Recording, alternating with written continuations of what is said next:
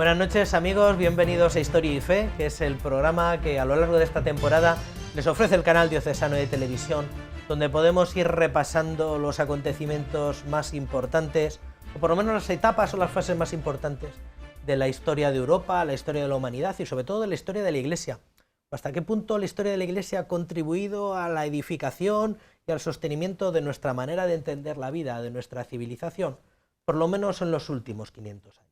Bienvenidos a Historia y Fe, donde vamos repasando este acontecer. No es un repaso muy minucioso, sino que hablamos de grandes periodos, grandes fases, pero donde de mano de un experto pues tratamos o intentamos por lo menos que le cojan gusto a la historia de la Iglesia y a la historia universal. Como les decía, lo hacemos de manos de un experto, y para inaugurar este nuevo capítulo, que nos va a llevar por lo menos 2 sesiones, en 2 semanas consecutivas, donde hablaremos de la Europa después de Trento, tenemos el gusto de contar para estas 2 conversaciones con don Miguel Ángel Dionisio Vivas. Don Miguel Ángel, buenas noches. Buenas noches. Muchas gracias por estar de nuevo con nosotros. Gracias por la invitación a participar en este programa. Doctor en Historia y por tanto experto en todos estos temas. Recién venido del Vaticano en una visita reciente, en una estadía reciente, me parece. Sí, en efecto. Durante este mes de enero he estado en una estancia de investigación en el Archivo Apostólico Vaticano, que es el nuevo nombre que se le ha dado tras la última reforma del Papa Francisco y que tradicionalmente ha sido el Archivo Secreto Vaticano, bueno, el Archivo de la Santa Sede. Lo que forma parte de su rutina en estos últimos años, ¿no? Todos los años se saca un periodo para investigación, ¿me da la impresión? Sí, habitualmente paso una temporada, un mes más o menos, en Roma, becado por la Iglesia Nacional Española, lo cual, bueno, pues permite trabajar en ese riquísimo conjunto documental que es el Archivo Vaticano y los demás archivos romanos, por otra parte. O sea, que eso te permite acceder a todos los archivos de visita pública que tiene la Santa Sede. Bueno, realmente me centro en el Archivo Vaticano porque solamente con el Archivo Vaticano es suficiente. La cantidad de documentación es impresionante. Con colegas historiadores comentamos que solamente con el Archivo Vaticano se podría reconstruir la historia de las iglesias nacionales. Pero siempre viene bien también complementar con algún otro archivo, como el archivo de la Compañía de Jesús, que es un archivo también muy, muy rico, o el archivo de alguna congregación. Pero no, el tiempo es el que es y solamente con la documentación vaticana uno tiene más que de sobra. Sería muy interesante, y ya en otra sesión nos comenta qué tiene entre manos, qué está cocinando. Pero vamos ahora a ver este clip de vídeo que nos habla del tema que nos convoca esta noche, la Europa después del Concilio de Trento. El Concilio de Trento, concluido en 1563, renovó la vida católica, pero no pudo impedir que muchos territorios del Viejo Mundo se desgajaran de Roma. No fue una separación pacífica. Diversas guerras de religión ensangrentaron Europa durante casi un siglo. En buena parte de Alemania predominó el luteranismo y en Suiza el calvinismo. En Inglaterra se consolida el anglicanismo. En el norte de los Países Bajos españoles, los nobles holandeses imponen por las armas un Estado calvinista independiente. En Francia, las guerras contra los calvinistas, llamados hugonotes, terminan en 1598 con el Edicto de Nantes, que les concede libertad de culto. En la Europa occidental y meridional permanecen fieles a la Iglesia de Roma el Imperio Español, Portugal y en gran medida Francia, así como Irlanda, Flandes e Italia. En la Europa central, el catolicismo logra prevalecer en Baviera, Austria, Bohemia y Polonia. El resto de la Europa oriental sigue en la órbita de la Iglesia ortodoxa. Esta honda división del cristianismo europeo se reflejó en las tierras evangelizadas por todo el mundo. En los vastos dominios españoles y portugueses de América florece la fe católica, mientras que las colonias inglesas son pobladas por familias protestantes y anglicanas que no evangelizan a los indígenas. Las misiones en Asia en estos siglos son católicas y alumbran comunidades cristianas en China, India y Japón. En Europa, un protestantismo a la defensiva temía la reconquista católica de Alemania por las 2 grandes potencias regidas por la Casa de Habsburgo. España y el Imperio Germánico. Fernando de Habsburgo trata de restaurar el catolicismo en sus dominios centroeuropeos. Los protestantes de Bohemia reaccionan en 1618, echando por la ventana a 2 de sus ministros. Este incidente, conocido como la Defenestración de Praga, fue el detonador de la Guerra de los 30 años. Españoles e imperiales ganaron las primeras batallas, pero cuando estaban a un paso de la victoria final, la otra gran monarquía católica, Francia, se alió con los protestantes e inclinó la balanza en su favor. Francia, gobernada paradójicamente por los famosos cardenales Richelieu y Mazarino, subordinó la religión a su ambición hegemónica. Logró así relevar a España en la supremacía europea y debilitar el Imperio Germánico. España estaba exhausta y en 1648 firma con los demás beligerantes la Paz de Westfalia. Esta impone como religión oficial de cada estado la que en ese momento tuviera su soberano. Las demás religiones se respetarían, pero no se les permitiría manifestarse públicamente. Aunque el protestantismo prevaleció en el campo de batalla, los católicos siguieron siendo mayoría en Europa. La Iglesia católica, robustecida en Trento y unida por el dogma, seguía dando frutos de santidad. Vicente de Paúl fue el gran santo de la caridad en la Francia de Luis XIII y muy popular por sus fundaciones de cofradías y congregaciones. En 1617 creó la primera confraternidad de la caridad para ayudar a los enfermos y a los pobres. Fundó también la Congregación de la Misión, dedicada a predicar a los campesinos y a organizar seminarios para futuros sacerdotes. Con la ayuda de Santa Luisa de Marillac, formó la Orden de las Hermanas de la Caridad. En América, en el siglo XVII, cuaja una primera floración de santidad. Rosa de Lima fue la primera santa de la Iglesia en el continente. San Martín de Porres, nacido también en Lima, consagró su vida a pobres y enfermos. Lo mismo hizo en Guatemala San Pedro Betancourt. En Colombia, San Pedro Claver merece el título de esclavo de los esclavos. La educación cristiana de la juventud debe mucho, aún hoy, a San Juan Bautista de la Salle, nacido en 1651. En 1680 renunció a su cargo de canónigo y fundó una orden religiosa llamada Hermanos de las Escuelas Cristianas que hacían votos sin ser sacerdotes. Este santo modernizó la pedagogía y fundó escuelas para educar a niños pobres. Los lasallistas se expandieron pronto por Argentina, Ecuador, Colombia, Panamá y México. Otro gran santo del siglo XVIII es el napolitano Alfonso María de Ligorio, que dejó su brillante carrera de abogado por el sacerdocio y creó la Congregación de los Redentoristas en 1732. Escribe obras que iluminan a los fieles frente a la desorientación racionalista y el rigorismo jansenista. El jansenismo es una desviación doctrinal promovida por el holandés Jansenio y difundida en el mundo católico a partir de la Universidad de Lovaina. Influido por Calvino, Jansenio enseñaba que el pecado original deja al hombre sin libertad y esclavo de la concupiscencia. El jansenismo introduce un desequilibrado rigorismo moral y un sentimiento de temor y temblor en las relaciones con Dios. En Francia, su principal foco de irradiación fue la abadía de Port-Royal, dirigida por la enérgica madre Angélica Arnaud. De sus monjas, el arzobispo de París diría que eran puras como ángeles, pero soberbias como demonios. Los jansenistas enfriaron la vida espiritual y facilitaron la reacción antirreligiosa del siglo XVIII francés.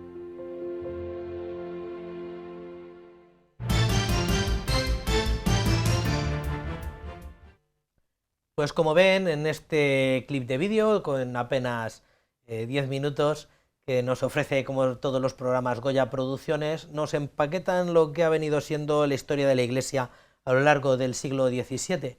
En estos minutos de conversación y en los de la próxima sesión, de mano de don Miguel Ángel, vamos a ver algunas de las características generales que pueden definir cómo era Europa en aquel siglo, en aquel momento de bisagra entre dos épocas distintas.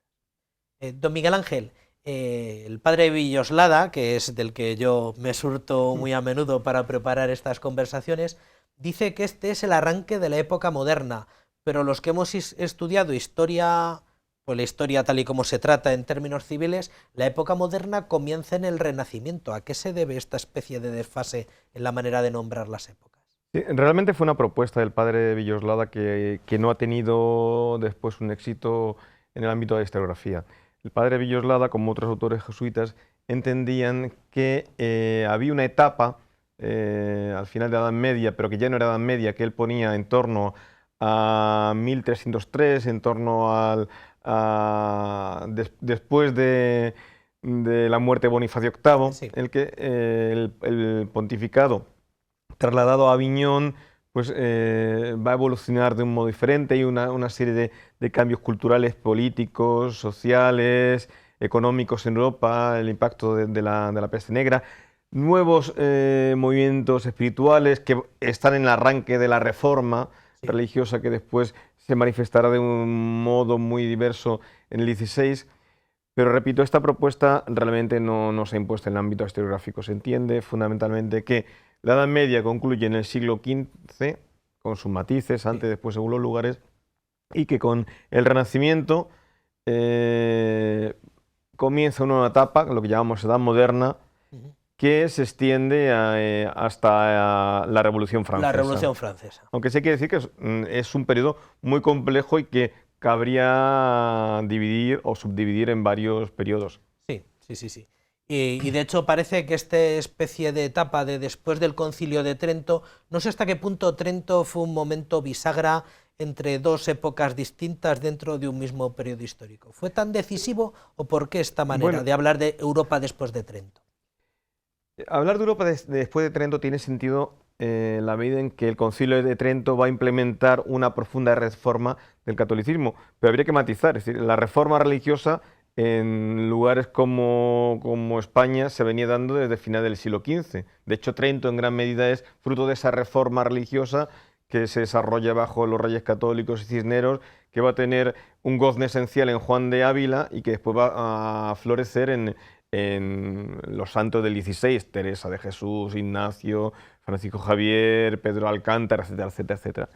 Entonces, realmente esa reforma en España en gran medida se venía realizando. El Concilio de Trento, además, en España va a tener una aplicación inmediata porque Felipe II la va a convertir en ley del reino. Pero en otros lugares va a tener una aplicación muy tardía. En Francia va a tener muchas complicaciones, va a haber muchas reticencias, incluso la aplicación formal no va a conllevar una auténtica aplicación, como el caso, por ejemplo, del mandato de Trento de residencia de los obispos y de los clérigos. En la Francia del XVII va a ser muy usual, además un alto clero muy nobiliario frente al clero español. Normalmente procedía, aunque algunas sedes, como el caso de Toledo, podían recaer en grandes familias, pero normalmente el episcopado español provenía de la clase, de lo que llamaríamos clase media, formada en universidades. En cambio, en Francia provenía esencialmente del ámbito nobiliario. Esto también tiene incidencia en algo que hemos visto en el vídeo, la floración de santos franceses, porque la reforma en Francia va a venir más bien de la aplicación de la reforma católica post-tridentina, va a venir en gran medida pues, de iniciativas particulares como Vicente de Paúl, Luis de Marillac. Y el siglo XVII también, curiosamente, si el siglo XVI es a nivel político, el siglo de España, el siglo XVII es el siglo de Francia, bueno, el siglo XVI es el siglo de la gran espiritualidad española, el siglo XVII va a ser el siglo de la espiritualidad francesa, pero que curiosamente, y esto a veces se ha puesto poco de relieve, está muy marcada por la espiritualidad española. De hecho, Pedro de Berulle, el cardenal de Berulle, que va a ser el gran promotor a principios del siglo XVII de esa renovación, bebe de Juan de Ávila. Y la reforma del Carmelo se va a introducir no tanto directamente por Santa Teresa, sino también bueno, además una figura muy ligada a Toledo, Ana de San Bartolomé, y la fundación de los Carmelos en Francia. O sea, la introductora de la Reforma teresiana en Francia va a ser Ana de San Bartolomé. Ana de San Bartolomé. Muy bien, yo que soy muy deudor del padre Villoslada, en su Historia de la Iglesia, que como comentábamos antes de este programa, pues es un clásico y por tanto, pues en algunos aspectos me da la impresión que un poco superado, bastante mejorado en algunos aspectos, pero sí que es muy pedagógico en líneas generales y te ofrece una serie de ítems, todo el que se acerque, para entender el siglo XVII. Das una especie de capítulo previo, te dice, para entender el siglo XVII en 10 breves capítulos, en 10 breves epígrafes. Y dice el absolutismo y el regalismo. ¿Qué era el absolutismo? Yo creo que la gente está más bien familiarizada a esa manera de entender la monarquía. ¿Pero qué es absolutismo y regalismo? Van muy unidos, aunque no siempre, porque el regalismo es la intervención del Estado, diciendo muy simplemente, habría que matizar mucho, la intervención del Estado en los asuntos de la Iglesia. Es una tradición común a las monarquías europeas. La monarquía de España se había caracterizado desde la Edad Media por el regalismo acentuado por Felipe II. Es decir, Felipe II quería renovar y reformar la Iglesia, igual que hicieron los reyes católicos, pero también partiendo de su propia iniciativa y partiendo de su propia perspectiva. Entonces, esto era común a todos los estados europeos católicos. En los protestantes se va a acentuar, porque curiosamente, como consecuencia del rechazo por parte de Lutero de una iglesia institucional externa, van a ser los príncipes seculares los que van a tener que intervenir en los asuntos eclesiásticos. El caso inglés ya es extremo, pero en los países católicos se da y mucho. Francia también es un país marcado por el regalismo, y este regalismo, por una parte, admitía la supremacía espiritual de la Iglesia, obviamente, pero en asuntos, diríamos, de la vida de la Iglesia concreta en cada lugar, era el rey el que decía. De hecho, en España existía el pase regio, que era el permiso o no para que las bulas papales pudieran ser leídas en España, que es algo que duró hasta el siglo XX. El regalismo, por otra parte, ha tenido resabios hasta nuestros días. Por todavía existe en algunos políticos la idea de que pueden intervenir en los asuntos de la vida de la Iglesia, incluso en un régimen aconfesional. Pero en el siglo XVII, XVIII, XIX, incluso el Estado liberal lo mantendrá. Ya no será el rey, sino será el Estado liberal del XIX el que va a reclamar el derecho de presentación, por ejemplo, que existía en España. Ya don Gustavo Adolfo, cuando hablábamos de cómo se gestionó la pastoral en Hispanoamérica desde España, hablaba un poco de todo este regalismo, toda esta manera que tenían entre la Santa Sede y la monarquía española de proponer nombres, proponer obispos y todo lo demás. Otra característica de este siglo es el CENI del antiguo régimen, que de algún modo fue lo que al final, en 1789, dinamitó esta época. ¿Es efectivamente el siglo XVII un prototipo o es como el momento cumbre de esta manera de entender la sociedad? Realmente la culminación sería el siglo XVIII con lo que vamos a llamar despotismo ilustrado, pero su configuración final, porque el antiguo régimen es fruto de un proceso muy, muy lento que abarca prácticamente toda la Edad Media, o al menos desde que se empiezan a configurar las monarquías con cierto poder. En el XVII va a alcanzar un alto grado de organización con la monarquía absoluta, y su culmen será el XVIII, cuando el despotismo ilustrado haga que el poder real trate de extender la renovación y los avances a toda la sociedad. Pero sí, el XVII podemos decir que está prácticamente configurado. Ese sistema en el que la sociedad estaba dividida en estamentos, clero, nobleza, y lo que después en el siglo XVIII se va a llamar Estado llano, tercer estado, que era el resto, que corresponde a la división medieval que aparece en el siglo XI de los que rezan, los que luchan y los que laboran. En la Edad Media los que laboran eran fundamentalmente la gente del campo, y ya en esta época hace más bien referencia a esta nueva burguesía económicamente poderosa que desea alcanzar puestos políticos. esta burguesía culturalmente avanzada, educada, y que va a ser también en la que se va a desarrollar sobre todo las ideas ilustradas del 18 que llevarán a la Revolución Francesa. Fue el cada vez más floreciente y más ambiciosa burguesía la que se cargó este sistema finalmente, a finales del 18, ¿verdad? Después habla también el absolutismo y el realismo, que como decía van de la mano, el antiguo régimen, el enciclopedismo y el despotismo ilustrado. También los empaqueta, los pone en un mismo ítem. Están íntimamente relacionados, aunque son dos fenómenos distintos. Realmente el enciclopedismo es fruto de un proceso de transformación filosófica que se da en Europa a finales del 17, comienza en Inglaterra, pero pronto va a tener su gran desarrollo en Francia y también se va a extender a Alemania. Pues tenemos la figura que todos conocemos de Kant. Entonces, la Ilustración, esta idea del absoluto, de la razón, de que todo puede ser o debe ser pasado por el tamiz de la razón, va a culminar como gran proyecto cultural en la Enciclopedia Francesa, que era un diccionario razonado de las artes y de las letras, es decir, se pretendía abarcar todo el conocimiento. Hay que tener en cuenta que el siglo XVIII ya produce, y desde el XVII se van acelerando poco a poco los avances tecnológicos, los conocimientos científicos. Entonces, todo este proceso muy complejo culminará en esa obra, que simboliza un poco la Ilustración.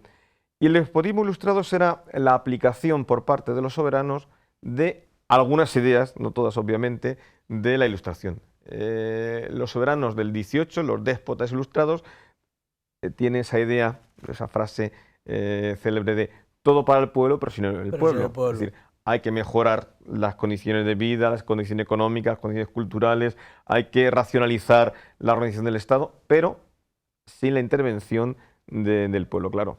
Esto es un proceso que de alguna forma no se puede parar.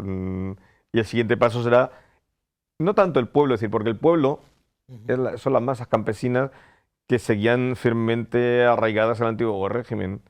El pueblo revolucionario va a ser la burguesía, en Francia obviamente, la burguesía educada a las ideas de la Ilustración, y el proletariado urbano de París, que va a ser el que va a realizar, digamos, la revolución en sus aspectos más violentos, pero a nivel ideológico será esa nobleza, esa burguesía que considera que debe ocupar por formación, por preparación, el lugar de una nobleza que ya se ve como algo anquilosado y que empieza a reivindicar pues, ideas como no es el capricho del rey, este rey por designio divino, este rey por la voluntad de Dios, por la gracia de Dios, no, es una monarquía que de alguna forma tiene que verse limitada por una serie de derechos del ciudadano, cuando se empiece a hablar en esta terminología.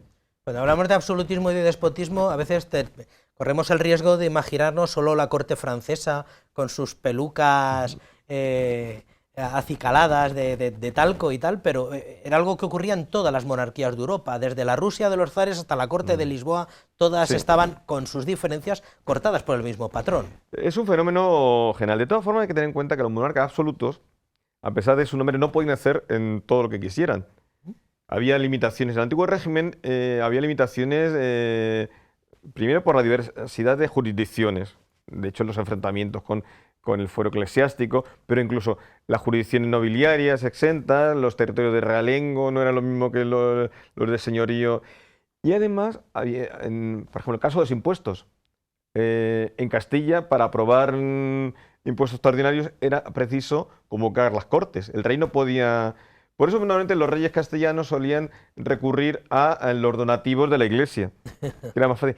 En Francia el caso es evidente. Los estados generales, que llevan sin convocarse más de siglo y medio, se convocan en 1789 porque el rey, en una situación de crisis hacendística tremenda, necesita imponer o quiere establecer un impuesto general y sin el concurso o la aprobación de los estados generales no puede, por muy monarca absoluto que sea. O sea que no es el rey hace lo que le da la gana. quizá el único lugar donde podía haber un absolutismo total es en la Rusia de los zares, porque en este sentido el zar hereda la idea del autócrata bizantino, en el que se conjuga el poder político, eclesiástico, y ahí quizá no haya ninguna limitación o sean mínimas. Pero los monarcas occidentales, a pesar de tener un gran poder, no podían tenían ciertas limitaciones legales. Verdad, la Rusia de los zares estuvo muy anclada en el medievo, pues hasta finales del siglo XIX. Vivían la servidumbre no es abolida en Rusia hasta tiempos del zar. Los siervos de la gleba, efectivamente, que fue lo que motivó pues toda la gran, bueno, fue uno de los motivos de la gran revolución y de todo lo que pasó en Rusia a lo largo del siglo XX. Vamos a dejar aquí el corte, don Miguel Ángel, y en la próxima sesión hablamos de la paz de Westfalia y de todo lo demás. Muchas gracias por estar con nosotros. Muchas gracias. Y muchas gracias a todos ustedes que nos siguen puntualmente todas las semanas, en este y en otros espacios, y que quieren conocer más de la Iglesia y amarla más. Hasta la semana que viene, que sean felices.